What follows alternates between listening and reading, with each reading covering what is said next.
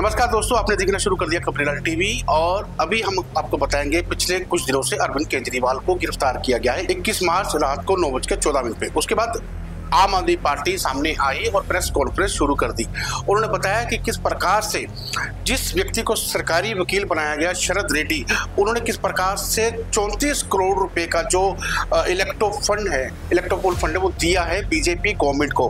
पहले उनके ऊपर कुछ ईडी की छापेमारी होती है, शरद रेड्डी के बारे में बात कर रहा हूँ मैं। फिर उसके बाद उनको सरकारी गवाह बना जाता है, फिर उनके बाद वो फंड देते हैं बीजेपी को इलेक्ट्रो बॉन्ड द्वारा।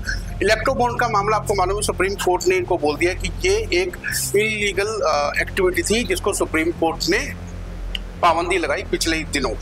उसी पर अब चर्चा हो रही है। लेकिन अब बात दूसरी भी आती है कि किस प्रकार से एक आदमी को आप ईडी पर छापा मारते हो, फिर उससे इलेक्ट्रो बॉन्ड से पैसा लेते हो। जो पेपर साफ तौर पे इलेक्शन कमीशन है उसकी वेबसाइट पे मौजूद है, आप देख सकते हैं। उसके मुताबिक 34 से ज्यादा करोड़ रुपया बीजेपी को गया है और 14 करोड़ रुपया जो है वो दूसरी किसी पार्टियों को गया है। अब सवाल तो उठता है कि आप जिसको सरकारी गवाह बना रहे हो तो उससे बीजेपी कैसे चंदा ले सकती है और उसकी कंपनी पर पहले कैसे छापेमारी कर सकती है। अगर छापेमारी करी तो फिर वो अब जो ईडी पहले उस कंपनी के ऊपर छापेमारी कर रही थी जिसके डायरेक्टर हैं शरद रेड्डी, तो अब उनके ऊपर कार्रवाई क्यों नहीं हो रही, उनको उल्टा सरकारी गवाह क्यों बना लिया गया।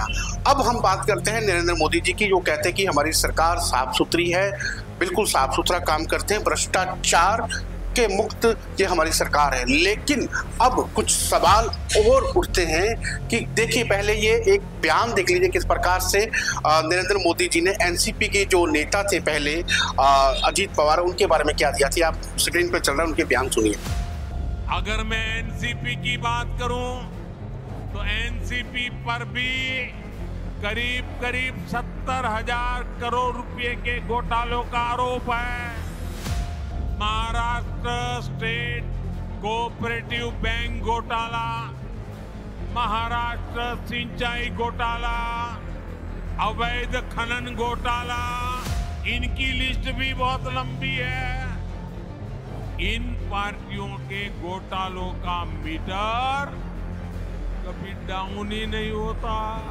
तो ये सुना, पहले वो किस प्रकार से बात करते थे एनसीपी के जो नेता हैं उनके बारे में। अब नरेंद्र मोदी जी की पार्टी में उन्होंने समर्थन दिया है, एनसीपी आ गई है, अब वो उप मुख्यमंत्री बन चुके हैं महाराष्ट्र के। पिछले 2-3 महीने से वो उप मुख्यमंत्री हैं।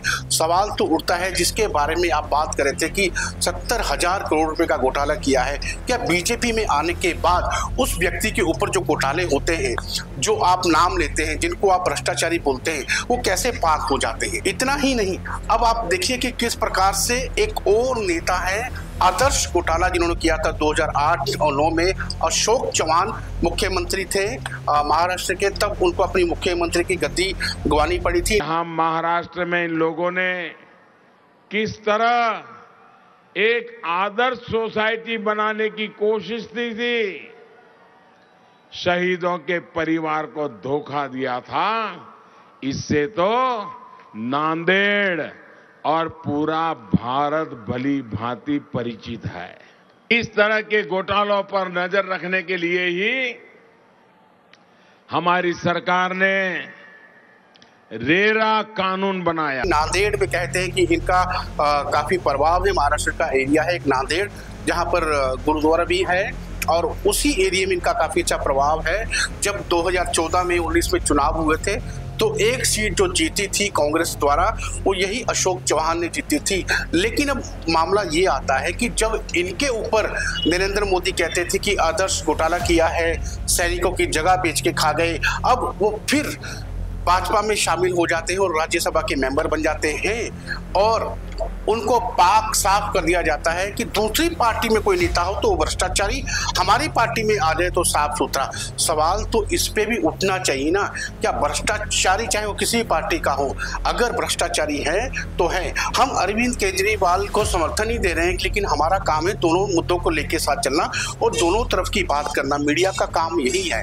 अगर अरविंद केजरीवाल ने कुछ गलत किया है तो उनको सजा जरूर मिलनी चाहिए, लेकिन सजा तो अजीत पवार और अशोक चव्हाण और कितने ही ऐसे नेता हैं, हिम्मत बिस्वा का मैं नाम लूंगा, 2015 में अमित शाह ने खुद कहा था कि इनसे बड़ा कोई भ्रष्टाचारी है नहीं, लेकिन जैसे ही वो बीजेपी में आते हैं, कांग्रेस से छोड़कर, वो उनको मुख्यमंत्री बना दिया जाता है और आजकल कैसे कैसे बयान देते हैं वो सब जानते हैं। और उनके ऊपर भी भ्रष्टाचार के आरोप थे, उनके ऊपर भी ईडी के मामले थे, लेकिन जैसे ही वो बीजेपी में आए तो कहते हैं कि सारे मामले हट गए। तो इसका अर्थ यह है कि जो सत्ता में रहेगा उसकी ही चलेगी, चाहे वो भ्रष्टाचारी हो चाहे कोई भी हो, उनको कुछ लेना देना नहीं है जनता से कि जनता के समान से।